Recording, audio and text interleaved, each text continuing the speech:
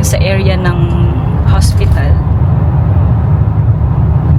Dito sa area na to guys, napaka-busy. Ayan, nakikita nyo. Kaya hindi talaga ako nagda-drive dito eh. Kaya lagi ko kasama si June. Si Honey Pie June. Lagi naman siyang ready to rescue. Kasi kapag ganitong may mga importanteng schedule si Miles, minsan may doktor na tatawag, gusto nila makita si Miles right away kasi may nag-cancel, mga ganun ba. Na nangyari na yan minsan sa amin. At dapat talaga si Jun nandyan lang kasi kapag hindi pa namin ginrab yung mga ganun na schedule ay talagang matagal pa ulit ang susunod. Kaya ngayon naman ang schedule namin today ay mag-lesson kami dun sa bagong feeding pump ni Miles. So ayan, University of Alberta. At ayun, kailangan dalawa kami kasi para halimbawa meron akong mga nakalimutan or na hindi naintindihan sa mga settings, so pareho kami dapat alam namin. At thank you talaga at lagi naman siyang nandyan. Kasi mahirap talaga yung sitwasyon na ako lang. Lalo't hindi ako nagdadrive dito sa area na to. Kasi nagdadrive lang ako sa mga groceries, ganyan. Madalang pa nga minsan eh. So, ayun guys, no. Gusto ko muna mag-shoutout kay Miss Cathy Suni, kay Kumars. Kasi, kay Kumaring Cathy. Kasi nga, na-appreciate ko na nagtatanong siya kung bakit wala akong vlog for a month na. Kasi guys, meron kaming mga inaasikaso nun. Dun sa mga may nagtatanong din kasi sa akin, may nagme-message sa akin. Mga more than one sila, kaya medyo madami-dami din. Nakakatuwa na nagtatanong sila kung bakit wala na akong video at kinukumusta nila si Miles. At okay naman kami. Actually, mas okay kami ngayon kasi nga laging nandito si June sa tabi namin ngayon, no. At ngayon, after namin dito sa hospital, ay pupunta kami mamaya sa accountant. So, nung mga nakaraan, galing naman kami sa registry, galing kami sa munisipyo, doon sa town namin, sa Spruce Grove. Mayroon kami mga inaasi-asikaso guys. Kasi, ang unang reason kaya hindi talaga ako nakakapag-vlog, yun nga, lagi kami sa labas ni June. Parang mayroon kaming pinagpo-focusan ngayon. At kasi guys, no, meron kasi kami mga inaasikaso, mga bagay-bagay tulad nito. Dadali namin sa accountant yan after dito namin sa hospital. Kasi guys, napag-desisyon na namin na si June ay maglaylo siya sa tracking. At mag-concentrate muna kami sa kay Miles at kay Ashton. Hindi naman para ano, no, huwag kayong mag-worry kasi okay naman si Miles. Gusto lang talaga namin mag-spend ng time sa family namin kasi nga nung mga time na talagang si June laging nasa tracking, ang hirap, ang dami niyang namimiss na mga activities ni Ashton, si Miles pag nasa hospital. Ang hirap namin humanap ng mga tao na makakasama namin, mga ganun ba. So ngayon na medyo okay na kami, ay gusto namin mag-spend ng time para sa family namin. At tsaka hindi naman na din siya bumabata. Uban na. Puro uban ka na. Tanggap natin yan. Tapos marami na siyang mga dinadaing-daing, mga ganyan. Kasi guys, ang tracking dito sa Canada, hindi biro talaga, no. Unang-una, masasacrifice mo yung oras sa family mo. Kasi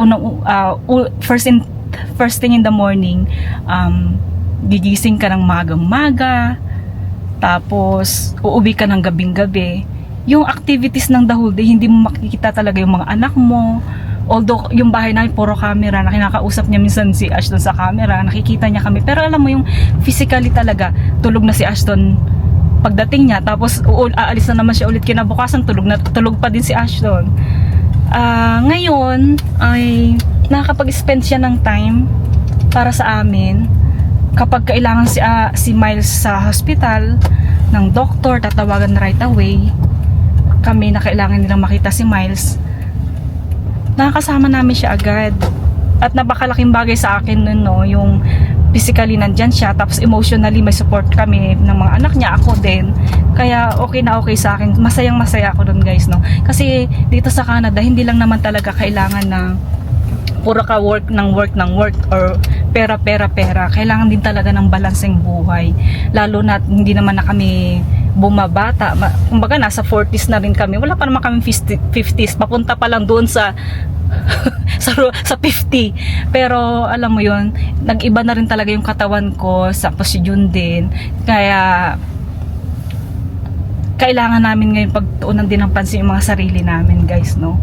Tapos pangalawa, ang reason ay dito sa Canada, alam naman natin ang tracking napakadelikado, lalo na yung weather dito sa Canada ay pag worst condition talaga ang winter. Nakakakaba, nakakatakot kasi lalabas si Jun minsan nagbi-blizzard. Ako minsan mismo sa sarili ko, kinakabahan ako, lagi ako nakamonitor, tapos tatawag siya, may sira ang sasakyan.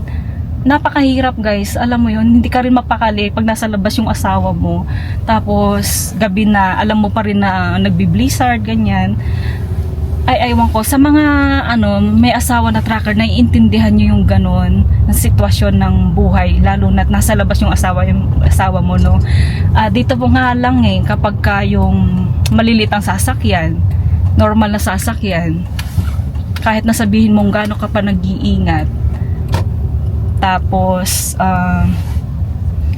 pero ang kondisyon ng weather ay very harsh talaga, nandun yung risk ng ma-aksidente ka.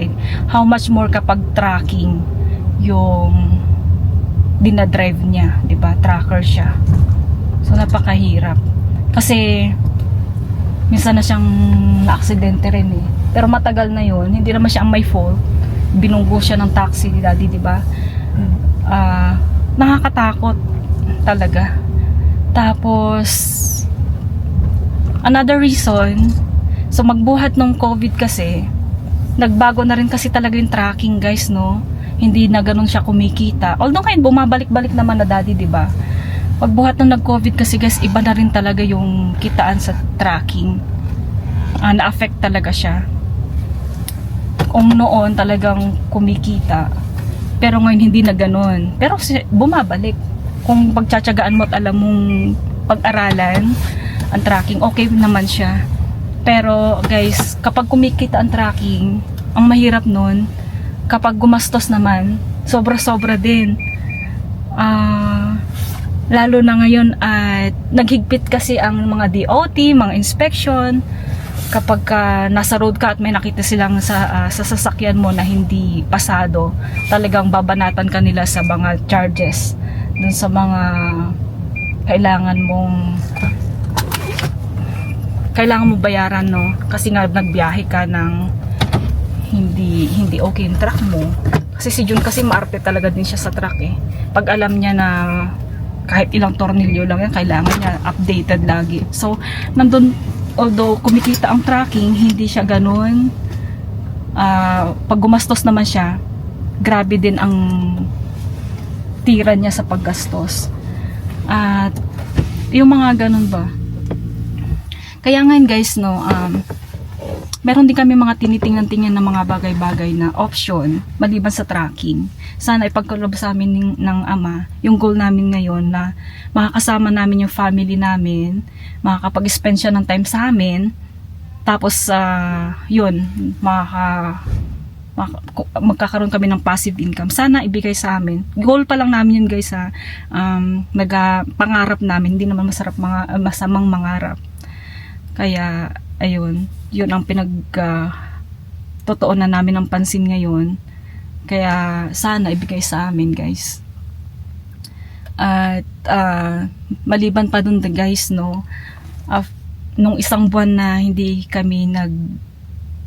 ako nag-upload, nag-focus din kami sa mga sarili namin. Nagpa-annual check-up kami ni June.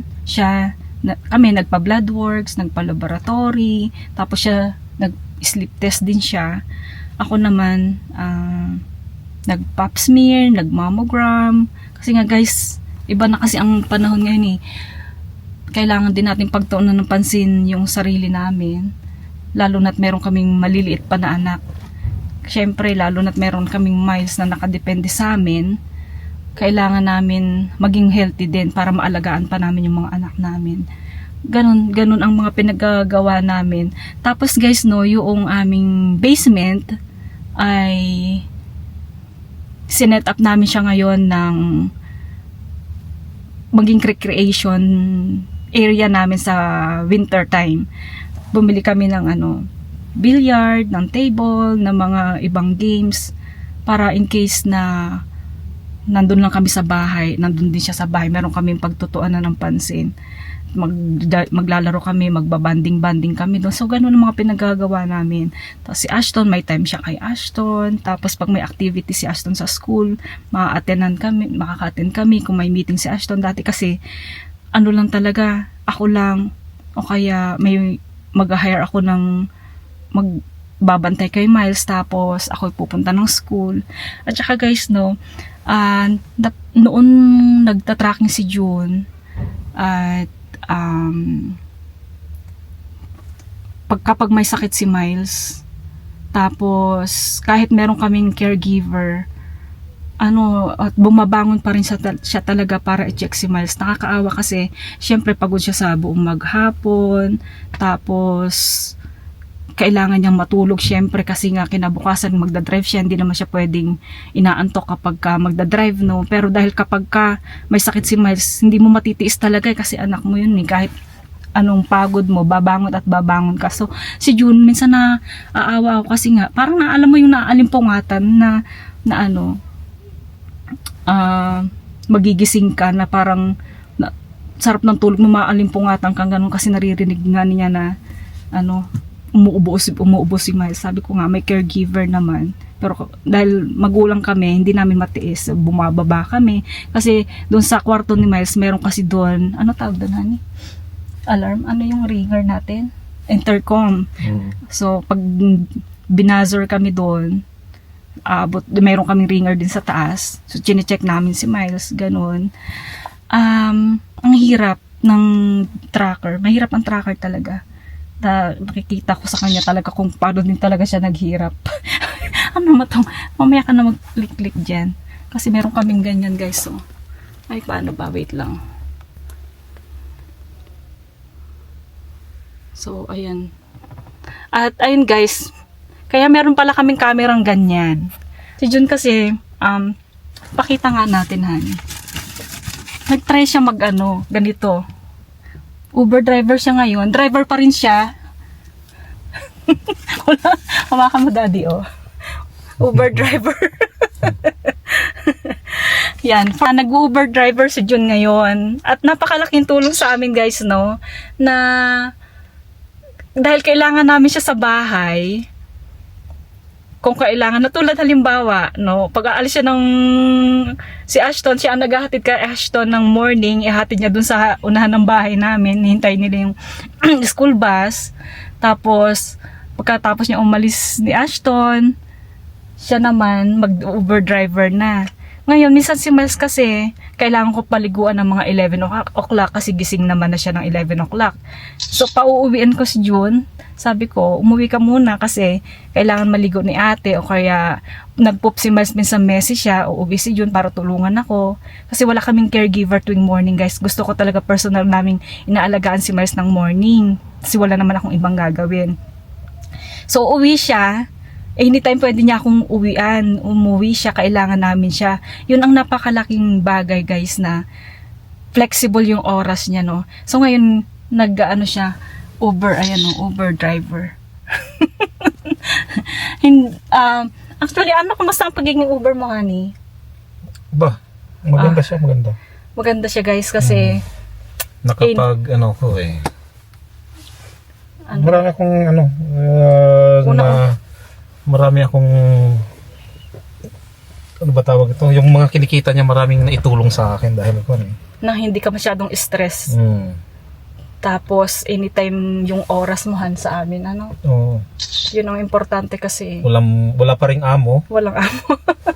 Anytime gusto mong pumasok, anytime gusto mong mag-off. Kung kailan mo gustong pumasok, kailan mo gustong bakasyon. Walang problema. Tsaka tumaba siya ngayon, guys. Hindi katulad noong nasa tracking siya. Ang payat niya kasi nga lagi siyang stress. Tapos, Okay, kasi sir. pag tracking ka, guys, committed ka sa isang trabaho mo. Hindi mo pwedeng hindi ihatid yung i-deliver mo or yung ipipick upin mo nasa tamang oras, nasa tamang pag-deliver, tamang pag-pick up. So ngayon, pag nasiraan yung truck niya or naipit siya sa isang traffic, stress na yan siya. Paano siya makakalusot doon kasi pagagalitan na siya nung company na madidelay yung kanilang ni-expect na product or something. Alam mo yun, yung nandun yung sobrang stressful ang tracking. Lalo na't owner-operator siya. Hindi naman nasa kanya yung shoulder niya, yung bit-bit kung ano ang galit ng isang may owner ng kumpanya rin na niya, dideliveran niya. Talagang napapagalitan sila, di ba? Napapagalitan ka. Oo, Minumura siya, ganyan. So, minsan talaga hindi mo naman mahawak yung sitwasyon kapag madulas ang daan or na traffic or may aksidente sa harapan mo or may pulis doon sa harapan mo dahil may nasusunog or something na aksidente, matatrap ka doon. Hindi mo naman pwedeng i-maneuver agad yung trailer mo na ang laki-laki or i-U-turn doon lang sa area mo, di ba? Kailangan mo talagang maghintay sila, parang ganun. Kasi nga, kapag nagkamali naman siya ng violation, yung class 1 driving license niya, yun naman affected. Hindi naman pwedeng i-sacrifice niya yung driver's license niya para lang maihatid ng oras yung kanyang i-deliver. Para, alam mo yung ganong sitwasyon. Ngayon, tumaba na yung pisinihan. Kasi nga, nakapagpahinga siya, nakakasama niya kami. Si Ashton nga, kapag morning, tuwan-tuwa siya, good morning daddy. Kasi nakikita niya na si June tuwing morning. Tapos si June naman, patutulugin pa rin niya si Ashton ng gabi, sila siyang magpapatulog. Nakakapag-banding sila bago matulog. Yung mga ganun, maraming kaming time. So ayun guys, no, itong video na to ay para talaga na yung gusto kong na ang family talaga ang priority namin ngayon.